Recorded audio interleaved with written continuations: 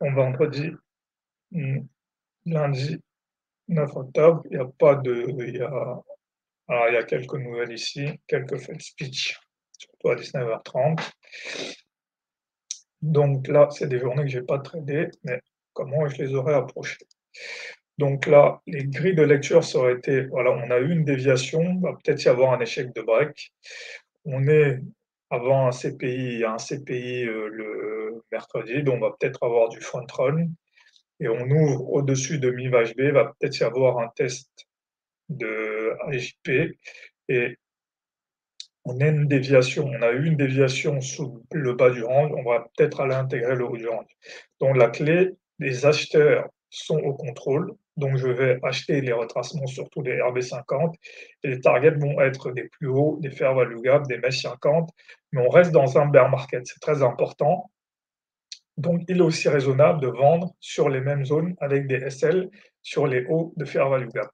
Donc par exemple ici, autant je peux faire un swing long ici en me disant si on retrace de 50 je vais acheter ici, autant il est raisonnable aussi de vendre ici, voilà, de vendre sur cette zone-ci, mais dans ce cas, mon SL doit être ici en fait. Mon SL doit être au-dessus du fair value gap, donc soit celui-ci en fait. Donc, ce qui fait que pour l'instant, en tant que vendeur, ce n'est pas raisonnable parce que mon SL est trop loin en fait. Donc je dois attendre.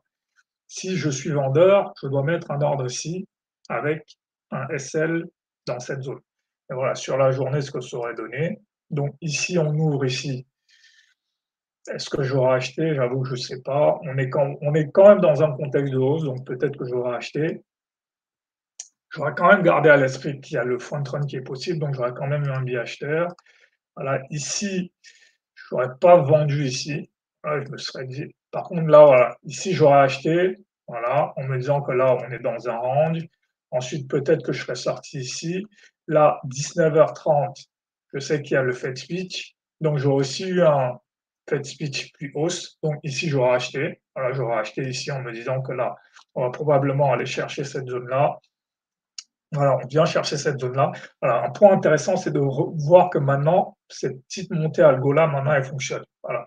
Les petites montées algo qui ne marchaient pas dans le bear market, maintenant, ça remarche. Donc voilà.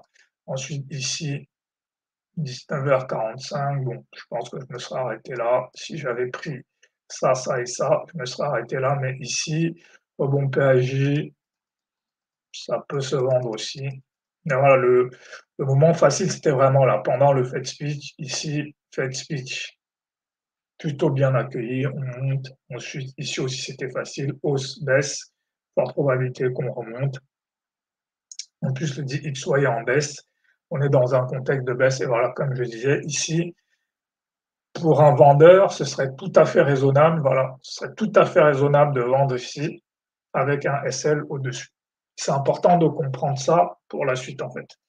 Pour la suite, ah oui, là, je ne suis pas sur la bonne journée. Plutôt ici,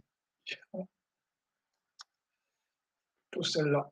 Donc voilà, bon, après, ça, c'est des journées que j'ai pas tradées, donc pas plus de choses à dire.